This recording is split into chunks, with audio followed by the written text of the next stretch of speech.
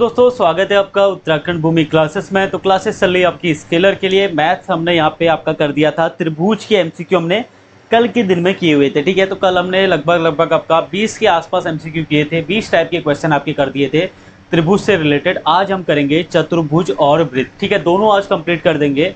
आपको देखो सिलेबस अभी बचा हुआ है, फिजिक्स केमिस्ट्री में भी कुछ पार्ट बचा हुआ है। मैथ तो आपकी कंप्लीट हो जाएगी लगभग 8 से 10 दिन में। उसके अलावा भी आपका पूरा बायो बचा हुआ है। साथ ही बोल दो, देखो पेड ग्रुप वाले जितने भी हैं, मैं हर बार बोलता हूँ,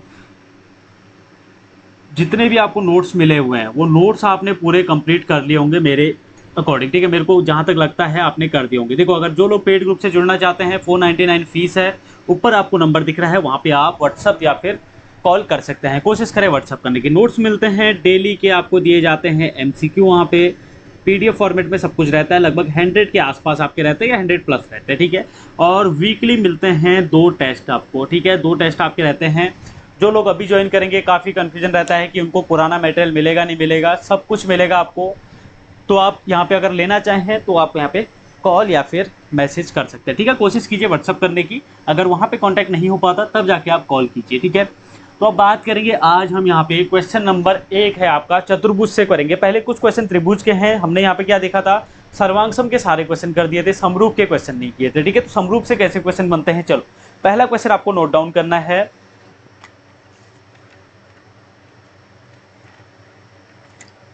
हाँ, पहले कुछ क्वेश्चन देखो आपके सिंपल से हैं, 1 लाइनर फॉर्म में फटाफट लिख लेना है। सभी समबाहु त्रिभुज होते हैं। देखो क्या क्वेश्चन है, सभी समबाहु त्रिभुज क्या होते हैं, सर्वांगसम होते हैं, समरूप होते हैं, या फिर आपके समानुपाती होते हैं, या इनमें से कोई नहीं। देखो अभी समबाहु त्रिभुज के बारे में बात कर लें थोड़ा सा। तो समबाहु त्रिभुज क्या है, 2 त्रिभुज ऐसे हैं जिनकी आपकी क्या है, समबाहु त्रिभुज मतलब ये भी आपका सब बराबर भुजाएं हैं। ये मान लो 2 सेंटीमीटर है, ये भी 2 सेंटीमीटर है, ये भी 2 सेंटीमीटर है। एक दूसरा भी समबाहु त्रिभुज है, इसको मैं मान लेता हूँ, हो सकता है 2 सेंटीमीटर का ही हो। तो अगर ऐसी कंडीशन आपको दी रहती कि आपके 2 समबाहु त्रिभुज हैं जिनकी भुजा का माप 2 सेंटीमीटर है, तो वो क्या होंगे, तो वो आपके क्या होंगे, वो आपके सर्वांगसम होंगे। अगर दिया रहेगा कि दोनों के 2 सेंटीमीटर भुजा की माप है, तो क्या होंगे, सर्वांगसम होंगे। लेकिन अब बोल दिया उसने क्या, कि सभी समबाहु त्रिभुज बोल दिया। तो सभी का मतलब है कि ये कुछ भी हो सकता है। सभी पूछ लिया तो ये आपका 5 भी हो सकता है, 5 5 5। समबाहु का मतलब तो यही है कि तीनों भुजाएं बराबर होंगी। मैं मान लेता हूँ पहले की 2 भुजा थी, मतलब 2 सेंटीमीटर थी, दूसरे की 5 सेंटीमीटर वाली भुजा है। तो आपको पता है जब ऐसी कंडीशन आती है तो उनको क्या बोलते हैं, तो उनको बोला जाता है आपका समरूप, ठीक है। तो ये आपकी क्या हो जाएंगे, समरूप। ऑप्शन जो भी था आपका राइट आंसर हो जाएगा। चलो अगला क्वेश्चन देखिए, इसको भी लिख लीजिए, ये आपको बताया नहीं है। 2 समकोण त्रिभुज, ठीक है, 2 समकोणिक त्रिभुजों की संगत भुजाओं का अनुपात सदैव समान रहता है, ठीक है। किसने कहा, ठीक है। पहला ऑप्शन दिया हुआ है आर्यभट्ट, दूसरा ऑप्शन दिया हुआ है यूक्लिड, तीसरा थेल्स और चौथा पाइथागोरस, ठीक है। तो यहाँ पे इसका जो राइट आंसर है वो है थेल्स ने, ठीक है। तो यहाँ पे सी ऑप्शन इसका राइट आंसर रहेगा। उन्होंने क्या बोला था आपका, कि इनका जो पाइथागोरस थ्योरम से इसका लेना देना नहीं है, ठीक है। इसका सिंपल सा संगत भुजाओं के अनुपात को सदैव समान रखता है, ये बोला था आपका थेल्स ने। चलो तीसरा क्वेश्चन लिख लीजिए, पाइथागोरस प्रमेय का संबंध है किससे है, समकोण त्रिभुज से, समरूप त्रिभुज से, या फिर आपका समचतुर्भुज से, या फिर आपका इनमें से कोई नहीं। देखो पाइथागोरस थ्योरम हमने पहले भी हल्की सी चर्चा की हुई है। पाइथागोरस थ्योरम क्या थी आपकी, वो एक त्रिभुज था जिसमें आपका एक एंगल 90 डिग्री होता है। तो 90 डिग्री कोई भी हो सकता है, तो ये एक एंगल आपका 90 डिग्री होता था। उन्होंने एक प्रमेय दी थी, अगर मैं इसको बोलूँ इसकी लंबाई आपकी x है, इसकी लंबाई y है, इसकी लंबाई z है, तो उन्होंने जो प्रमेय दिया था वो दिया था कर्ण का स्क्वायर इज इक्वल टू आधार का स्क्वायर प्लस आपका लंब का स्क्वायर, ठीक है। ये उन्होंने प्रमेय दी थी, तो ये आपको याद होगी। यहाँ से भी डायरेक्ट क्वेश्चन बनता है, तो ये भी आपको याद रखना है, ठीक है। सिंपल सी चीज़ है, छोटी छोटी चीजें आपसे क्वेश्चन वहां पे बन सकती है। अगली क्वेश्चन है आपका, ए भुजा वाले समबाहु त्रिभुज का क्षेत्रफल बताइए, ठीक है। क्या है, ए भुजा वाले समबाहु त्रिभुज का क्षेत्रफल क्या होता है। आपको मैंने सारे फॉर्मूले जितने भी थे त्रिभुज के पहले ही क्लास में सारे लिखा दिए थे, ठीक है। तो आपने याद किया होगा। सीधे क्वेश्चन पूछा है, ऑप्शन 2 है √3/2a², तीसरा ऑप्शन है √3/4a², चौथा ऑप्शन है 1/2a², ठीक है। तो ए भुजा वाली समबाहु त्रिभुज का क्षेत्रफल कितना होता है, आप लोगों को बता रखा है। इसका क्षेत्रफल होगा आपका √3/2 और भुजा का स्क्वायर, ए का स्क्वायर, ये इसका क्या रहता है, एरिया का फॉर्मूला है। इसको आपको नोट डाउन करके रखना है, बहुत इंपॉर्टेंट है, डायरेक्ट क्वेश्चन यहाँ से बन सकता है। ठीक है, किसकी बात कर रहा है? समबाहु त्रिभुज की। ठीक, त्रिभुज के तीनों कोणों का योगफल आप सभी को पता है 180 डिग्री। अब आया चतुर्भुज के चारों कोणों का योगफल 360 डिग्री होता है। चलो अब यहाँ से थोड़ा सा एक चीज समझिए, दो समरूप त्रिभुज आपको दिए हैं। ठीक है, दो समरूप त्रिभुजों का क्षेत्रफल आपका क्या है? 9:4 है। तो उनकी संगत ऊंचाइयों का अनुपात आपसे पूछ रहा है। सीधे सीधे ट्रिक याद रखो, जब आपको दे दे दो समरूप त्रिभुजों का एरिया, ठीक है, मान लो यदि आप स्केलर के पेड ग्रुप से ज्वाइन होना चाहते हैं तो आप वहां पे ज्वाइन हो सकते हैं, जिसकी फीस रखी गई है 499 रुपीज़, जो कि आपकी वैधता रहेगी जुलाई लास्ट तक का। 4 अगस्त को आप लोगों का पेपर होने वाला है। इसमें आपको क्या क्या मिलेगा? तो देखिए, सबसे पहले आपको पेड ग्रुप में ज्वाइन किया जाएगा। उससे पहले आपको फुल सिलेबस के नोट्स मिल जाएंगे, जो आपको पर्सनली सेंड किए जाएंगे व्हाट्सएप पे।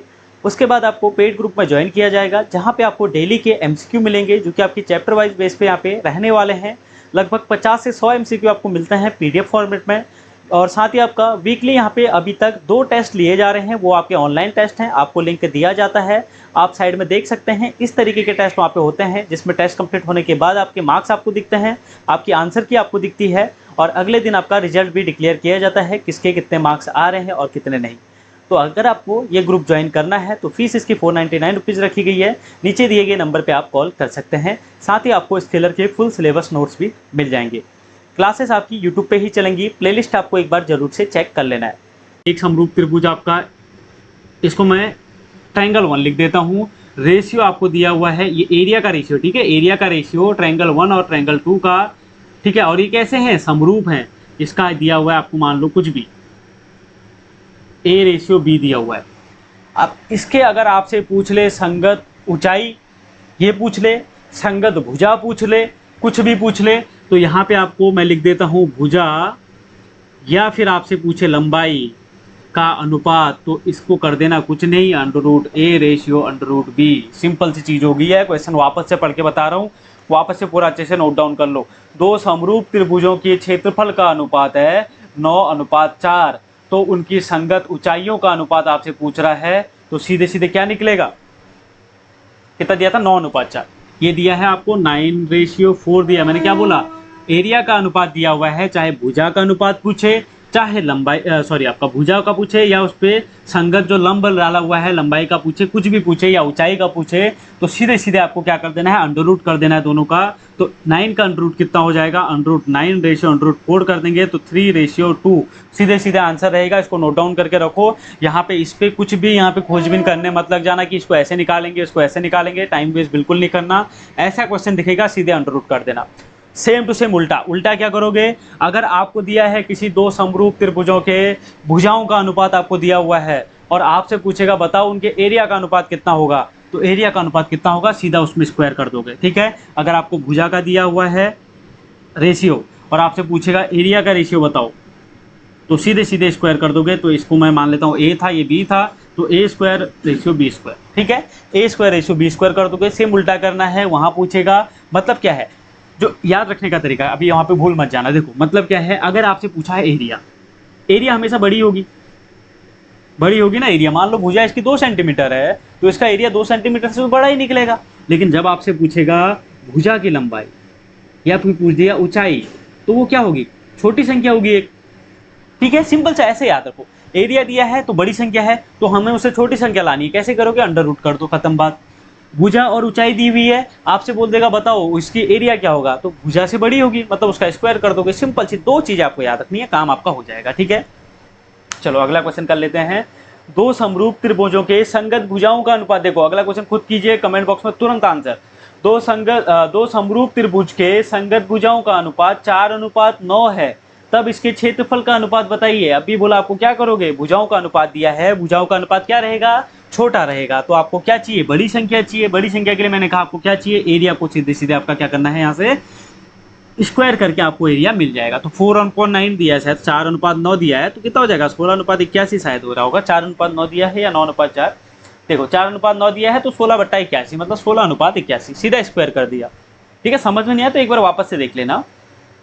अगला देखो, अगली चीज, इसको भी नोट डाउन करना है आपको। यदि दो समरूप त्रिभुजों की संगत भुजाओं में 3:4 का अनुपात है, ठीक है, संगत भुजाओं का दिया हुआ है, पूछ रहा है परिमाप का क्या अनुपात रहेगा। अब देखो अलग चीज आई, दोनों चीज आपको नोट करनी है। पहली तो आपको मैंने बताई दी है 2 यहाँ पे, अब आपसे बोल दिया परिमाप का, ठीक है, परिमाप आपको दे दिया है, तो यहां क्या होगा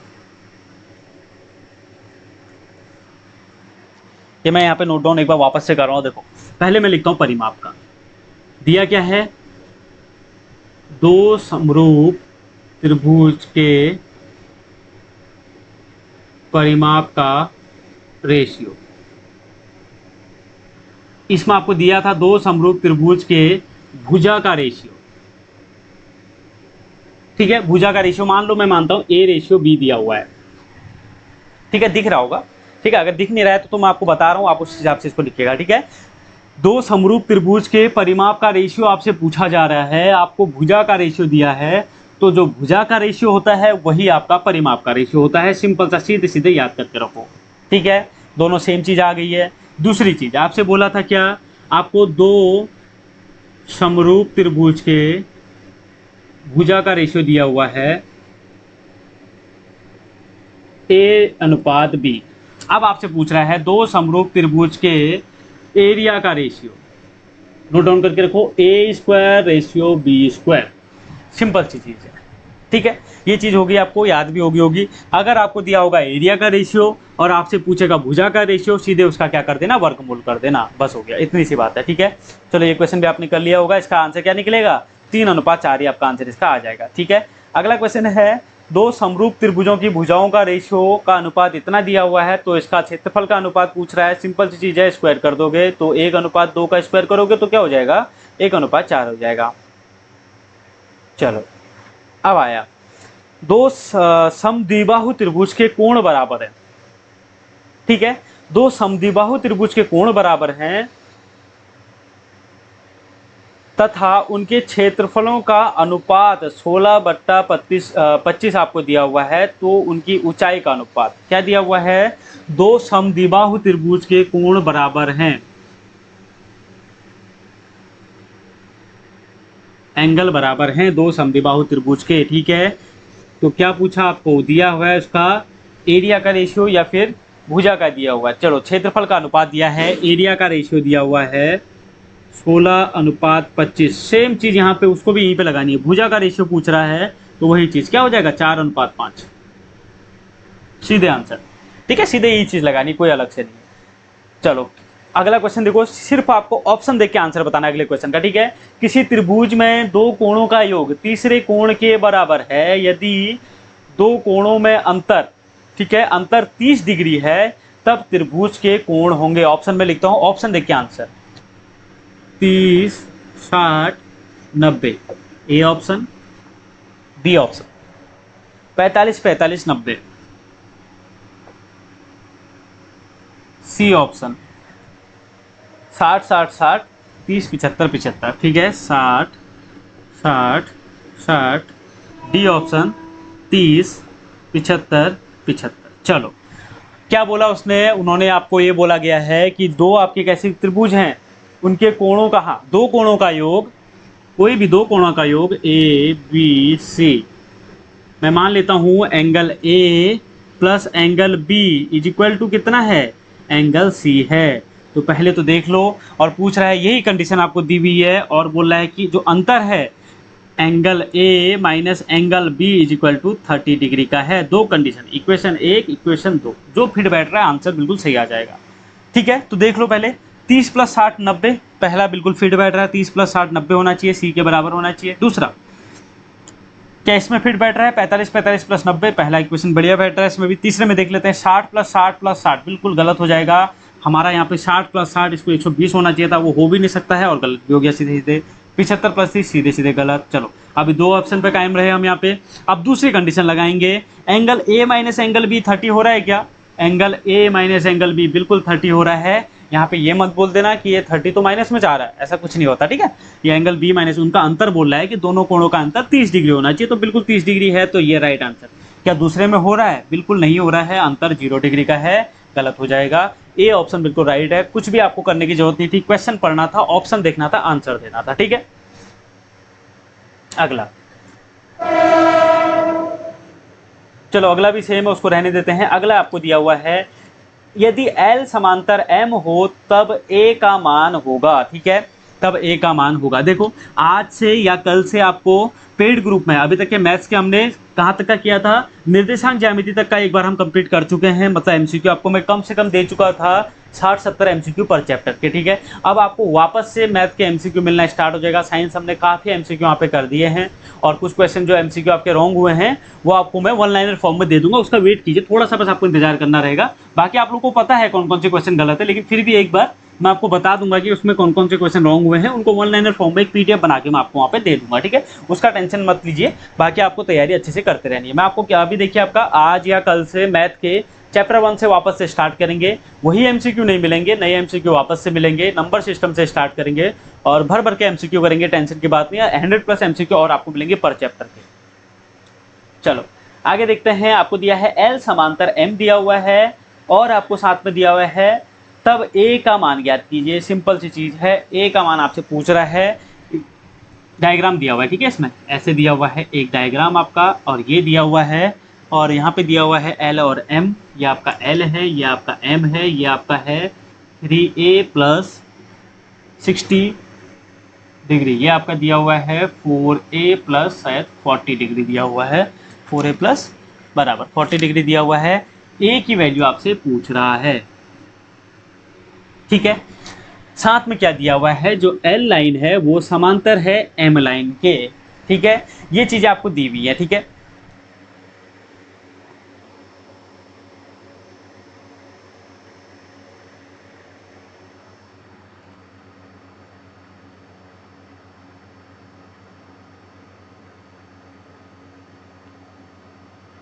चलो अभी थोड़ा क्लियर दिख रहा होगा जहां तक मुझे लग रहा है। ठीक है, अभी देखो यहाँ पे A की वैल्यू आपसे पूछ रहा है। अब यहाँ पे क्या था, आपको एक चीज मैंने बताई थी, क्या प्रमेय थी, एक आपको बोला था ये कोण कैसे हैं, जब दो रेखाएं समांतर होती हैं, एक रेखा उस पे कोई तिर्यक रेखा उस पे पड़ती है, तो उस पे कैसे कोण बनते थे, उस पे क्या क्या बनते थे, उस पे आपके कोण बनते थे संगत कोण, एकांतर कोण, शीर्षाभिमुख कोण, 3 प्रकार के कोण उसमें बनते हैं। आपको मैं एक बार वापस से हल्का सा याद दिला देता हूँ।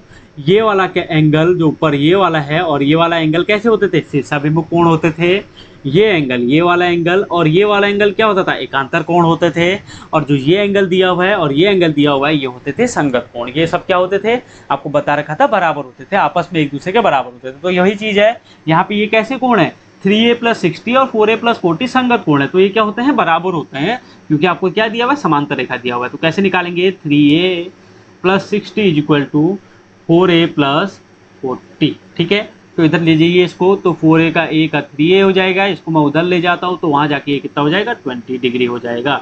A की वैल्यू आपकी आ गई 20 डिग्री। सिंपल सा इतना ऐसा ही आंसर इसका था, बस हो गया। ठीक है, यहाँ पे आपसे कोई भी एंगल पूछ सकता है, हो सकता है यहाँ पे आपको ये एंगल पूछे ही ना, आपसे बोलते कि बताओ ये x दिया हुआ है इसको बताओ, और एक ये y दिया हुआ है इसको बताओ, x और y की वैल्यू बताओ। ठीक है, ये आप निकाल सकते हो, आराम से निकाल सकते हो, कोई दिक्कत की बात नहीं है।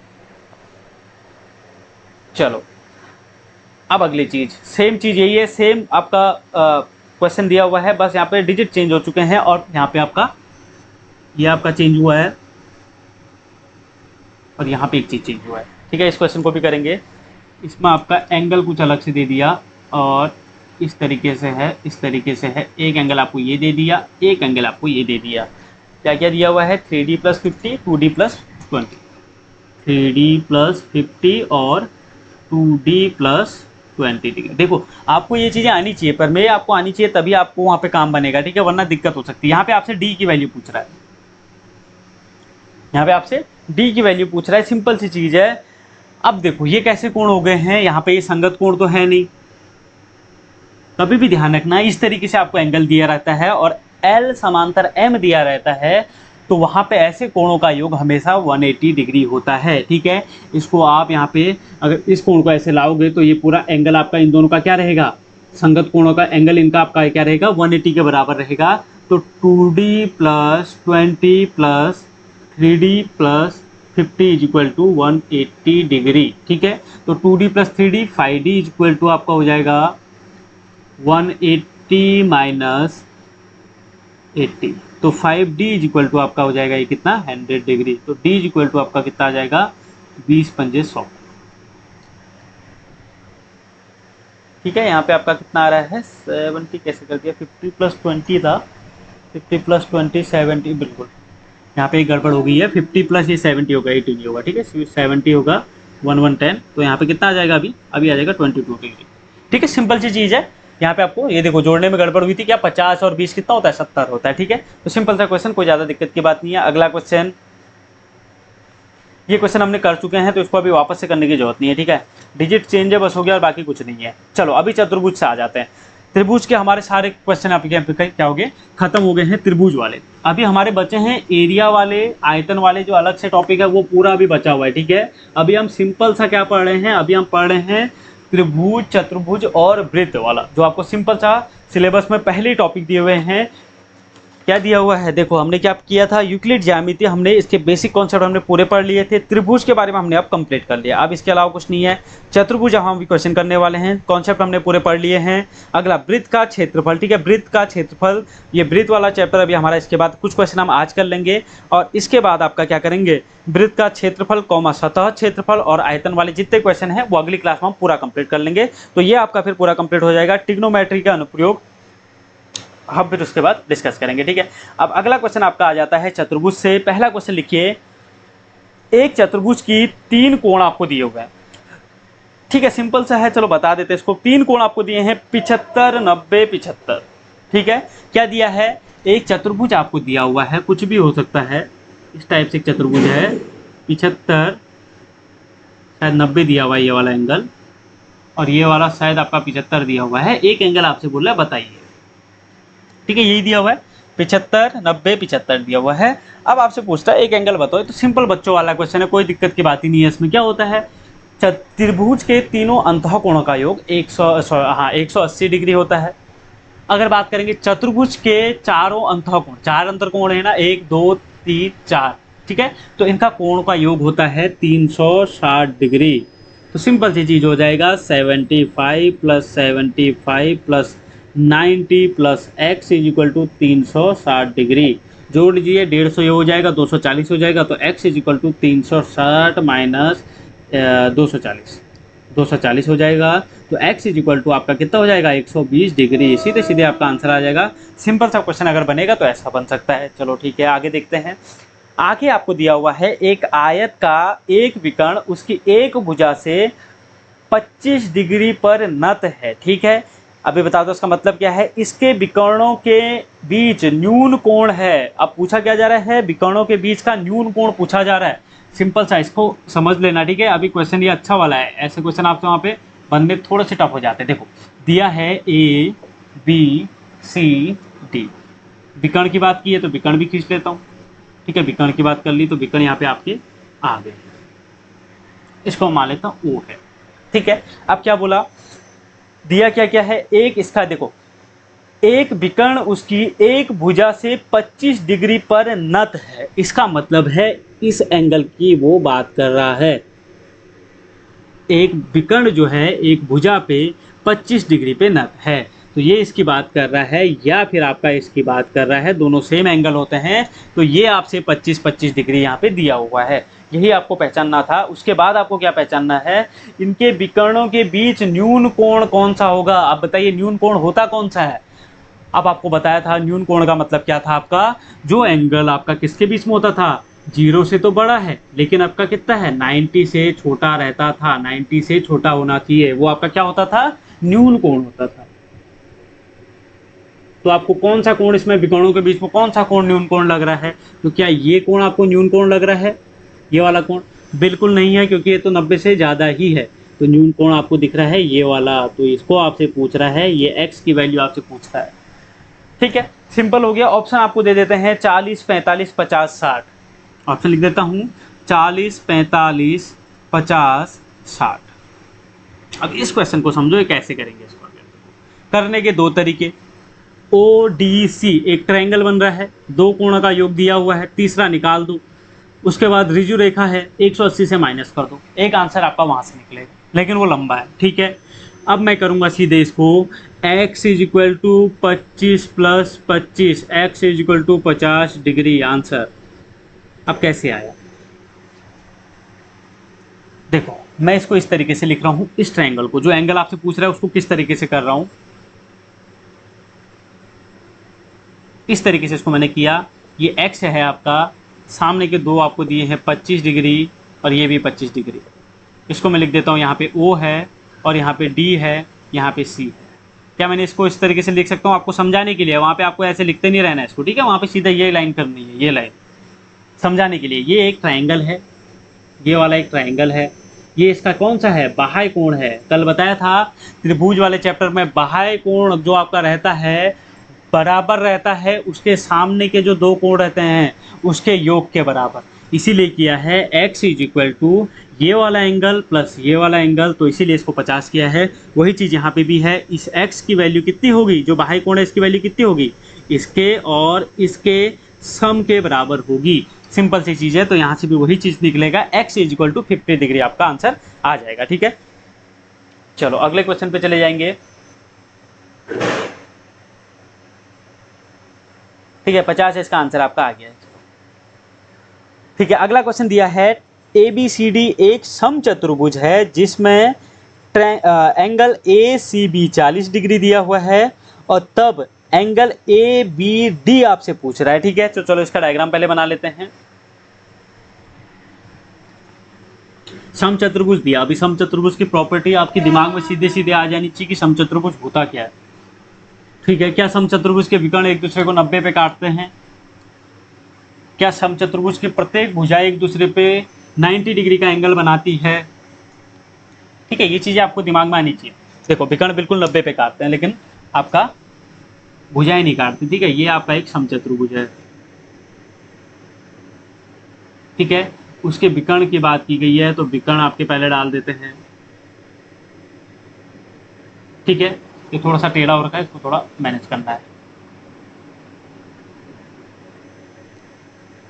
ठीक है, चलेगा इतना टेढ़ा। अब आपको क्या क्या दिया था? एंगल कौन कौन से दिए हैं? 40 डिग्री, ACB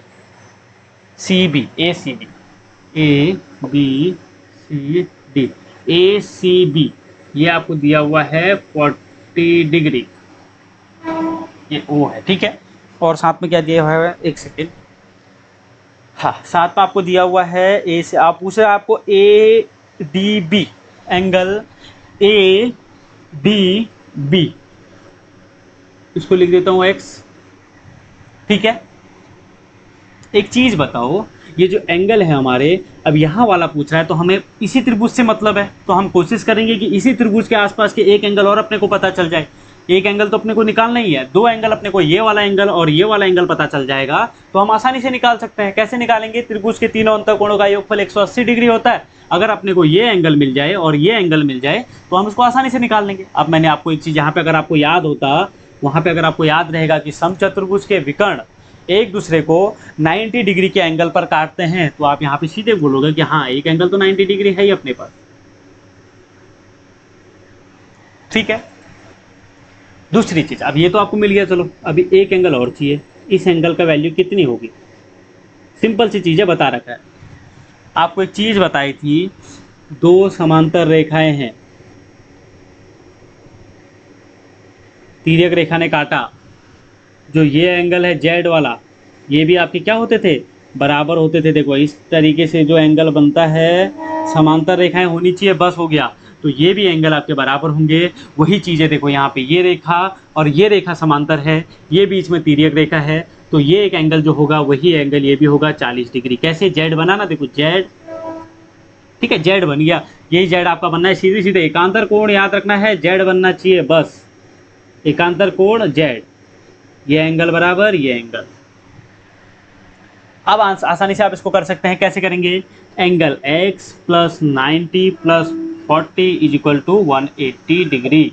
ठीक है, 9 4 13 हो गया। Angle x is equal to 180 minus 130 कितना हो जाएगा? 50 डिग्री। तो x निकल गया आपका, एंगल x आपका निकल गया 50 डिग्री। ठीक है, सिंपल सा था, कोई दिक्कत की बात नहीं थी, बस आपको इसको थोड़ा सा समझना था। चलो अगले क्वेश्चन पे आ जाते हैं। सिंपल सा, ऐसे मैंने आपको त्रिभुज में करा रखा है तो इसको आपको खुद करना है। ठीक है, एंगल में आपको इसके आंसर बता दूंगा, निकालने आपको खुद है। किसी चतुर्भुज ABCD के कोण आपको दिए हुए हैं A, B, C, D। का इसी क्रम में लेने पर अनुपात क्या दिया हुआ है, एंगल का अनुपात दिया है, ठीक है। 3:7:6:4 आपको दिया हुआ है।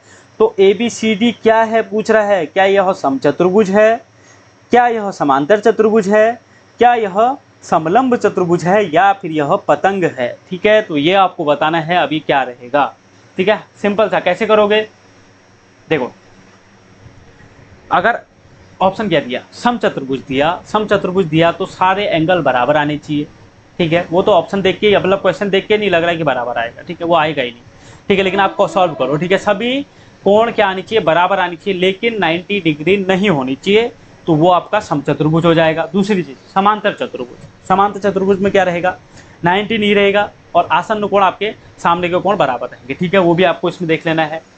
समलंब में क्या रहेगा, सभी कोण अलग अलग होंगे, कोई भी कोण आपका सेम नहीं रहेगा, सभी अलग अलग रहेंगे। और पतंग में क्या रहता है, दो कोण जो आपके ऊपर के थे, पतंग कैसे बनता था आपका, ये था ना, ये कोण आपके बराबर होनी चाहिए। अगर ऐसा आता है तो वो पतंग कहलाएगा, ठीक है। तो आपको पूरा इसको सॉल्व करना है और आंसर बताना है क्या निकला आपका। चलो अगले क्वेश्चन पे आ जाते हैं। अगला क्वेश्चन आपके लिए है, ठीक है, एक इस टाइप का क्वेश्चन कर लेते हैं। समांतर चतुर्भुज ABCD के विकर्ण AC और BD परस्पर O बिंदु पर प्रतिच्छेद करती हैं, ठीक है। तो angle DAC equal to 32, angle AOB equal to 70 और DBC आपको निकालना है, ठीक है। पहले इसका डायग्राम बना लेते हैं। क्या दिया, समांतर चतुर्भुज दिया है, ABCD, ठीक है। ये इसके क्या हो गए, विकर्ण हो गए। ये काटते हैं O पे एक दूसरे को, ठीक है, O पे काटते हैं।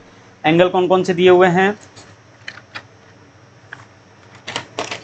एंगल दिया हुआ है DAC equal to 32, DAC, D कहाँ है, DAC मतलब 32 डिग्री आपको ये दिया हुआ है DAC। दूसरा एंगल भी दिया है एक और, AOB 70, AOB क्या है, 70 डिग्री है।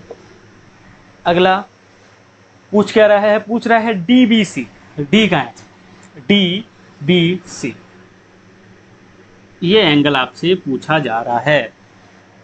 चलो अभी क्या हुआ, सेम चीज है, आपको ये जहां एंगल पूछ रहा है आपको वहीं फोकस करना है, ठीक है। मेन चीज आपको उधर ही के आसपास का सीधे आपके दिमाग में आना चाहिए, ठीक है। ये एंगल मुझसे पूछ रहा है, मुझे ये एंगल और ये एंगल मिल जाए तो मेरा काम तो हो जाएगा, सही बात है ना। ये एंगल आपको मिल जाएगा और अगर ये एंगल आपको मिल जाएगा तो आपका काम खत्म वहीं पे। तो ये एंगल तो सीधे ही दिख रहा है आपको, रिजु कोण है, तो इसको तो मैं निकाल सकता हूँ। इसको अगर मैं सीधे सीधे निकालूं तो ये हो जाएगा आपका 70 प्लस इस एंगल का नाम मैं अभी एंगल 1 रख देता हूँ इसका नाम, तो इज इक्वल टू क्या होना चाहिए आपका, 180 के बराबर होना चाहिए। कौन सा कोण है, रिजु कोण है, इन दोनों का सम कितना होगा 180। तो एंगल 1 में निकालूं तो 110 डिग्री, तो ये तो आपको पता चल गया 110 डिग्री है।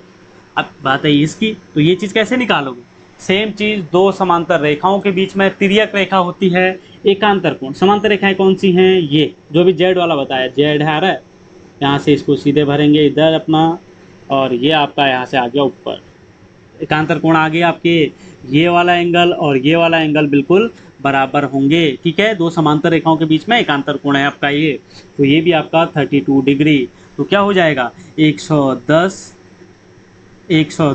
प्लस 32 इज इक्वल टू 180, ठीक है।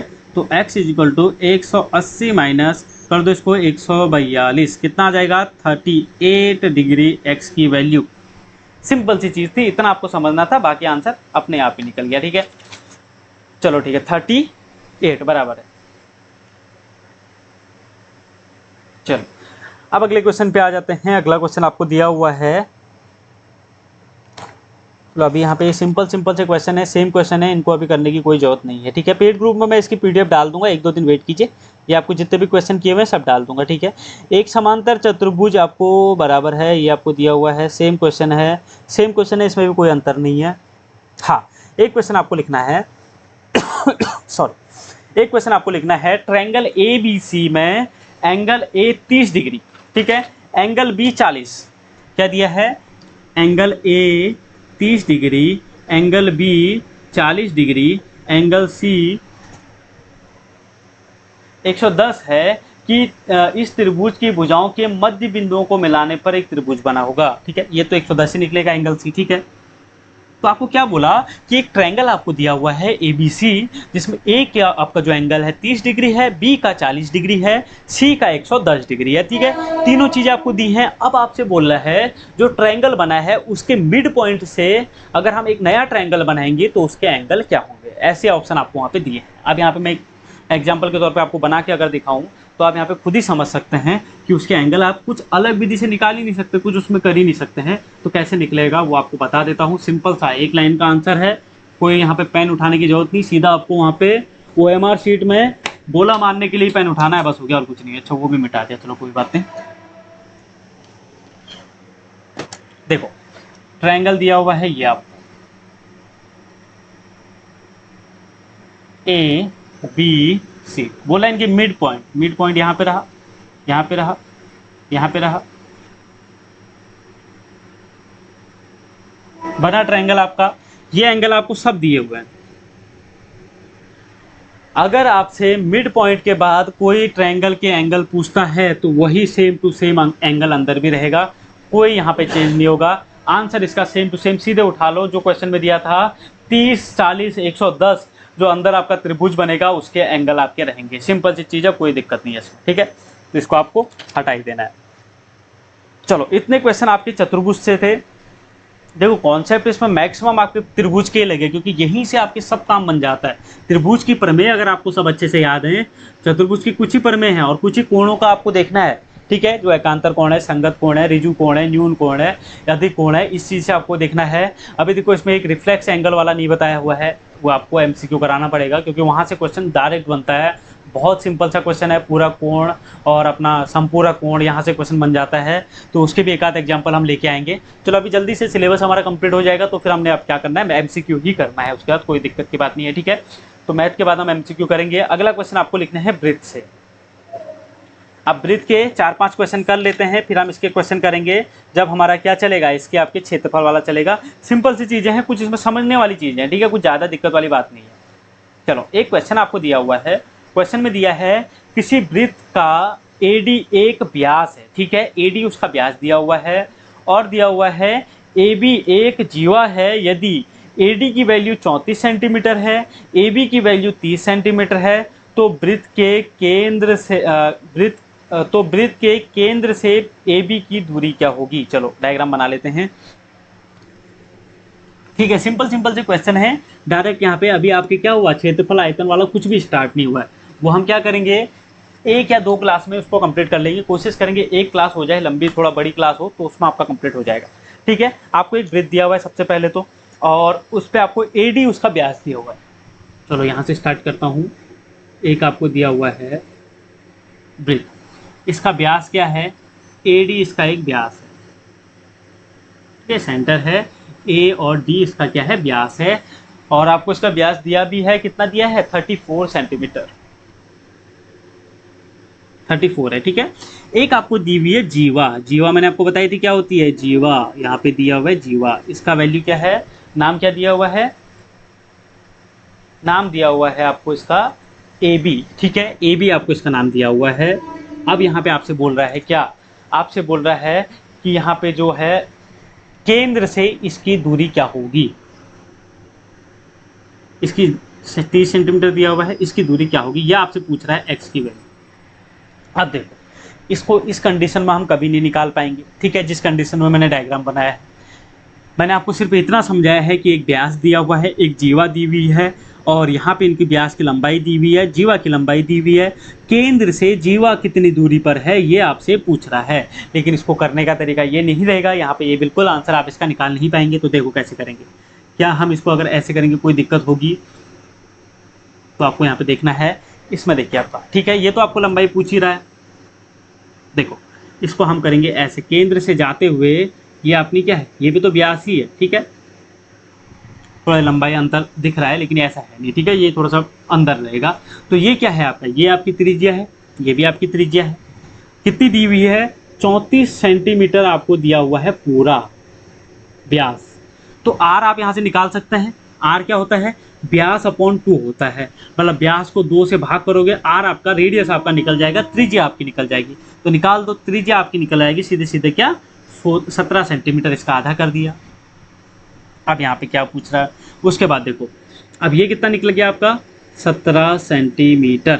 अब एक चीज़ आपने ध्यान दी होगी, आपको प्रमेय कराया था, जब किसी आपका वृत्त में कोई जीवा है और उस पे अपना केंद्र से अगर हम लाइन डालते हैं, केंद्र से उस पर एक लंब डालेंगे, ये लंब है ठीक है, ये केंद्र से उस पर लंब डालेंगे तो वो उसको क्या करता है, दो बराबर भागों में विभक्त करता है। मैंने माना इसने m पे इसको कट किया तो am की वैल्यू आपकी कितनी हो जाएगी, इसकी आधी, तो मतलब 15 सेंटीमीटर।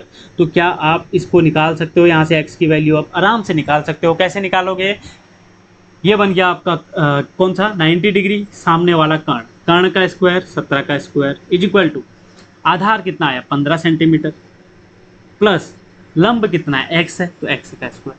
अब यहाँ से आराम से इसको निकाल लीजिए, x square is equal to 17 का स्क्वायर माइनस 15 का स्क्वायर, और यहाँ से एक्स स्क्वायर को हटा के यहाँ पे अंडर रूट लगा दो और x की वैल्यू यहाँ पे फाइंड आउट हो जाएगी। बिल्कुल सिंपल सा क्वेश्चन था, कोई दिक्कत की बात नहीं थी। आंसर इसका कितना आ रहा है 8 सेंटीमीटर आपका इसका आंसर आएगा, तो इसको आपको निकाल लेना है ठीक है, 8 आएगा इसका आंसर। इस तरीके से क्वेश्चन आपका किया जाएगा। चलो दूसरे क्वेश्चन पे चले जाते हैं। दूसरा क्वेश्चन में थोड़ा सा अलग है ठीक है। यदि OA आपको 5 सेंटीमीटर, यहाँ पे डायग्राम आपको पहले से बना के दिया हुआ है, देखो इस वाले में डायग्राम आपको नहीं मिलेगा ठीक है, आपको डायरेक्ट पूछ सकता है। इस वाले क्वेश्चन में आपको डायग्राम बना के दिया हुआ है, तो इसमें आसान है, जिसमें डायग्राम बना रहेगा उसमें तो आसान है, लेकिन जहाँ पे डायग्राम नहीं है वहाँ पे एक टास्क आपको वो भी मिल जाएगा कि डायग्राम कैसे बनाना है। चलो ठीक है, कोई बात नहीं। अभी देखो आपको दिया हुआ है एक यहाँ पे सर्कल ठीक है,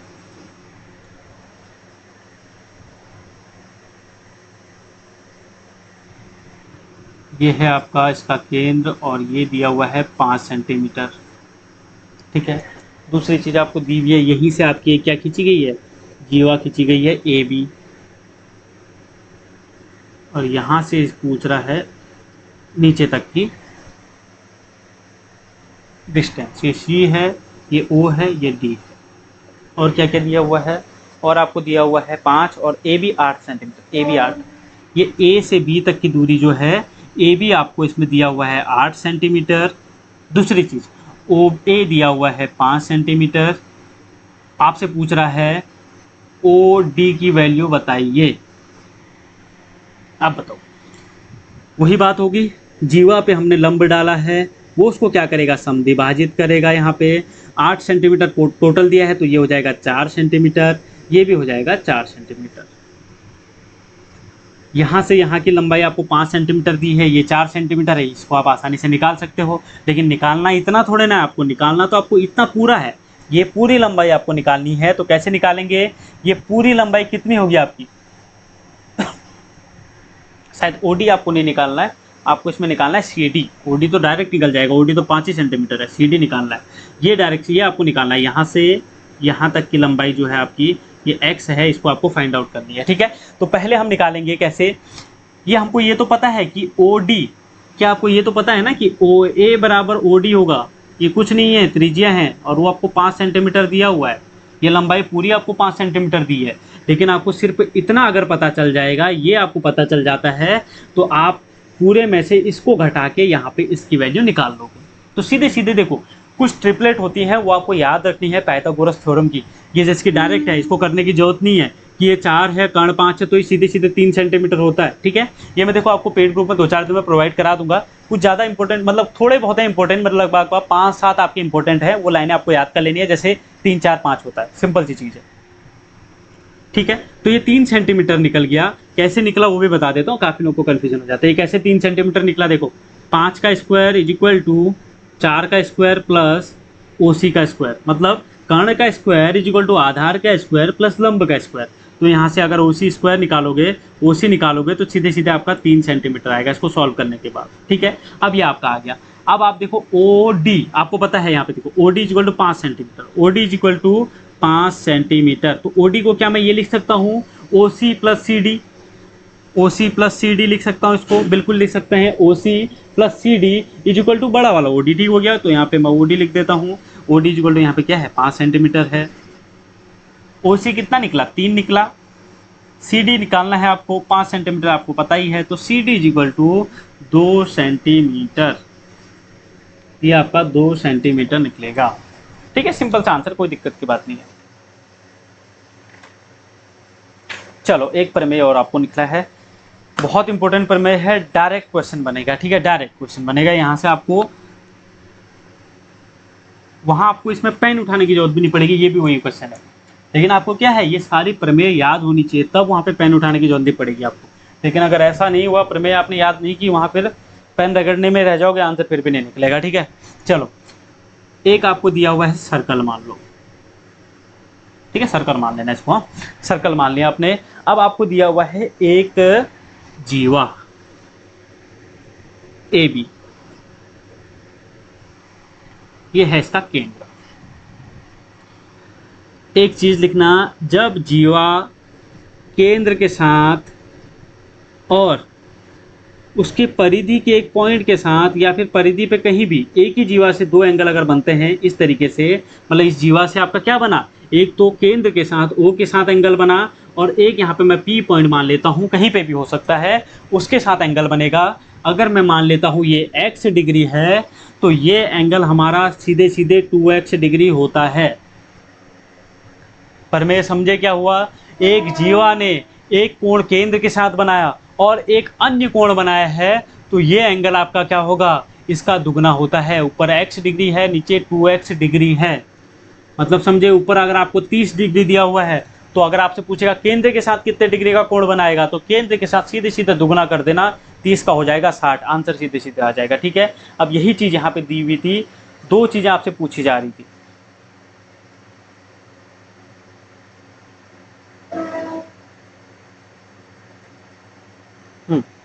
ठीक है, यहाँ पे आपको ये, और प्लस एक चीज और, यहीं पे इसको भी लिख लीजिए, एक कोण और बनाता है, वो भी आपका किसके साथ, परिधि के साथ। यहाँ पे ऐसे ऐसा एंगल आपको दिख जाता है, मान लीजिए, इसको मैं लिख देता हूँ एम पॉइंट, ऐसा भी है, ठीक है। उसने एक एंगल और बनाया उसके भी अपोजिट साइड में, इसको मैं मान लेता हूँ वाई, ठीक है, इसको वाई मान लिया मैंने। तो अगर आपसे ये एंगल पूछ रहा है, तो इसका देखो सीधे सीधे एक तो रिलेशन आपको पता चल गया इन दोनों का, इसके साथ रिलेशन क्या होता है, x plus y is equal to 180 degree, बस ये इसका दुगना होता है। और ये कोण जो आपका जीवा है, वो केंद्र के अलावा कहीं पे भी कोण आपकी बना रही है, एक नीचे एक ऊपर बना रहा है, देखो यहाँ पे, तो इन दोनों का कोण का योग कितना होता है, 180 डिग्री होता है। अब क्वेश्चन पे आ जाते हैं, क्वेश्चन क्या दिया हुआ है। क्वेश्चन में आपको दिया हुआ है, देखिए, ओ वृत्त है, ओ वृत्त का केंद्र है और बी ए बराबर ए सी है, ठीक है, बी ए बराबर ए सी आपको दिया हुआ है। यदि angle A B C 50 degree है, बी ओ सी और बी डी सी क्रमशः होंगे, ठीक है। चलो इसका मैं इसको बना देता हूँ वापस से यहाँ पे, इससे आपको समझने में आसानी हो जाएगी।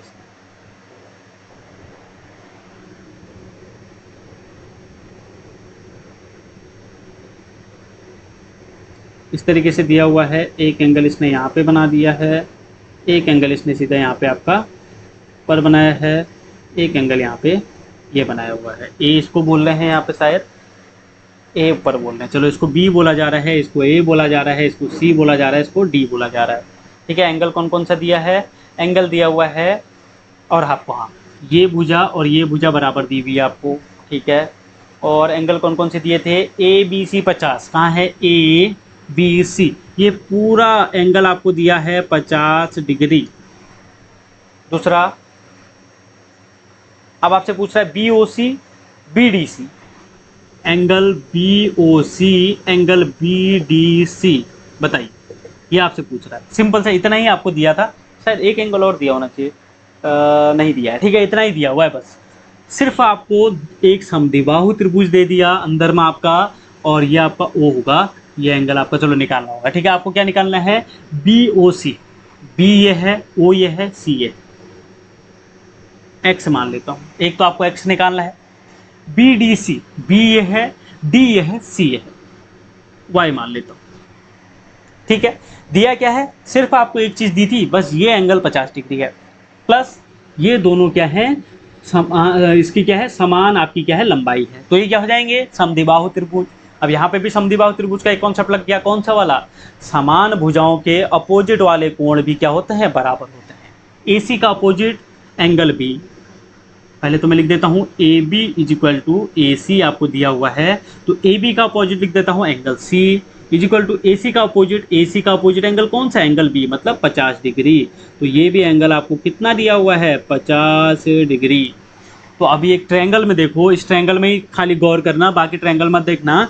ट्रायंगल ABC में देखिए, ABC, ये बीच वाले को भूल जाओ, ठीक है। तो एंगल A, मतलब मैं इसकी बात कर रहा हूँ, सिंपल सा इसकी बात कर रहा हूँ, angle A plus angle B जो 50 आपको दिया हुआ है, प्लस एंगल C जो पूरा 50 आपको दिया हुआ है, इज इक्वल टू कितना हो जाएगा, 180। तो angle A is equal to आपका यहाँ से निकल जाएगा 180 डिग्री। एंगल A आपका ये निकल गया 80 डिग्री। अभी बात किया था, ये निकल गया x, तो ये कितना 2x, सीधे सीधे ये अगर आपका ऊपर 80 निकल गया तो ये 160 डिग्री। पहला आंसर आपको निकल गया 160 डिग्री। दूसरी चीज क्या बोला था, एक एंगल इधर है, एक एंगल इधर है, ये क्या होंगे, इन दोनों कोणों का योग कितना होगा, मैंने बोला angle x plus angle y is equal to 180 degree.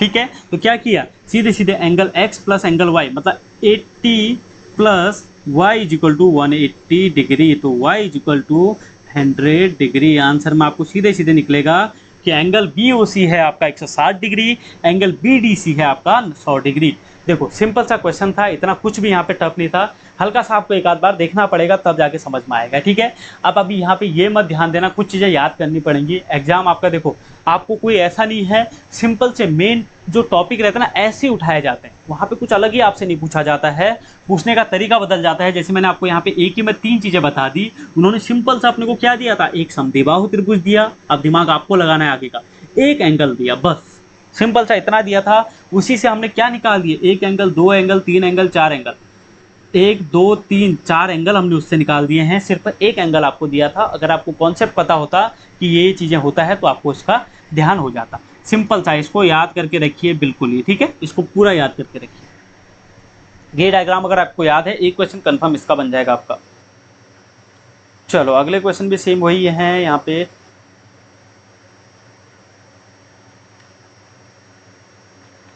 चलो अगर ऐसा आपको डायग्राम दिया हुआ है, क्या ऐसा भी बनेगा, देखो थोड़ा एक आध चीजें और बता देता हूँ, बाकी फिर हम इसको क्या करेंगे, वहां पे जब अपना 1-2 क्लास और लगेगी जहां तक मुझे इसमें लगता है, क्योंकि देखो काफी लेंथी चैप्टर है आपका, बहुत चीजें हैं इसमें। एक आपको सर्कल दिया हुआ है, ये आपको एक जीवा दी हुई है, ये आपको एक एंगल दिया, सॉरी आपको इसका क्या दिया हुआ है, केंद्र दिया हुआ है।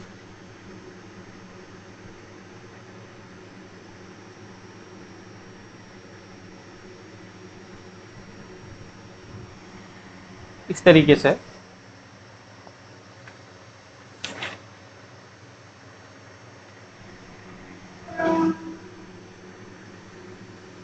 ये दिया है, ए भी एक जीवा है, ओ इसका केंद्र है, ए के डी पॉइंट है। क्या इसमें भी यह प्रमेय काम करेगी, x 2x वाली, बिल्कुल करेगी। ठीक है, ये x रहेगा और ये एंगल जो आपका पूरा वाला है ये 2x रहेगा, तो यहाँ पे भी काम करेगी। ऐसा नहीं है कि उसको ऊपर ही चिपका कर रखो या सेम ऊपर को सीध में जाना चाहिए, ये सोच के मत चलना, इसमें भी सेम काम करेगा। अगर आपको 60 डिग्री ये दिया है तो ये आपका 120 डिग्री रहेगी, या फिर आपको ये 100 डिग्री दिया हुआ है तो इसका एंगल आपका कितना रहेगा, 50 डिग्री रहेगा। सिंपल सी चीज़ है। ठीक है, तो बाकी चीज़ें इस क्लास को यहीं पे एंड करते हैं। बाकी आपको क्लासेस एक बार पूरी देख लेनी है। काफ़ी लोगों को देखो पेड ग्रुप में काफ़ी लोगों को कन्फ्यूजन कुछ ज़्यादा है, सिंपल क्वेश्चन में भी गड़बड़ कर रहे हैं, तो आपको एक बार ज़रूर से क्लासेस देख लें। ऐसा नहीं है कि अगर आपको रेगुलर MCQ मिल रहे हैं और आप MCQ रट के चले जाओ तो आपका सिलेक्शन हो जाएगा। ठीक है, ऐसा बिल्कुल नहीं है, आपको पढ़ना पड़ेगा, उसके लिए नोट्स अपने पढ़ने पड़ेंगे अच्छे से, और थोड़ा बहुत आपको प्रयास करना पड़ेगा, खुद के भी थोड़ा सा हैंड रिटन आपको काम करना पड़ेगा। ऐसा नहीं है मैथ जैसा सब्जेक्ट आप पढ़ के या याद करके बिल्कुल नहीं जा सकते हो। हाँ, लेकिन आपका इसमें क्या चीज़ें हैं, यही है कि आपको क्या है, क्लासेस जरूर से देख लेनी है। ठीक है, बाकी आपको अगर पेड ग्रुप से जुड़ना है, लिंक तो नहीं, आपको नंबर दिया हुआ है, सॉरी नंबर आपको दिया हुआ है, उस पर आप कॉल या व्हाट्सअप कर सकते हैं। बाकी आपको टेलीग्राम चैनल से जुड़ना होगा, उसका लिंक आपको डिस्क्रिप्शन में दिया हुआ है, वहाँ पे आप उसको क्लिक करके ज्वाइन कर सकते हैं। ठीक है, तो वीडियो को यहीं पे एंड करते हैं, शायद थोड़ा सा वीडियो लंबी हो गई है, तो ठीक है आपको पूरी देख लेनी है, बाकी क्लासेस भी आपको पूरी अभी तक की देख लेनी है। तो इस वीडियो में बस इतना ही। वीडियो पसंद आई तो लाइक करें, चैनल पे पहली बार विजिट कर रहे हैं सब्सक्राइब जरूर करें। फिर मिलते हैं अगली वीडियो में। Thank you so much.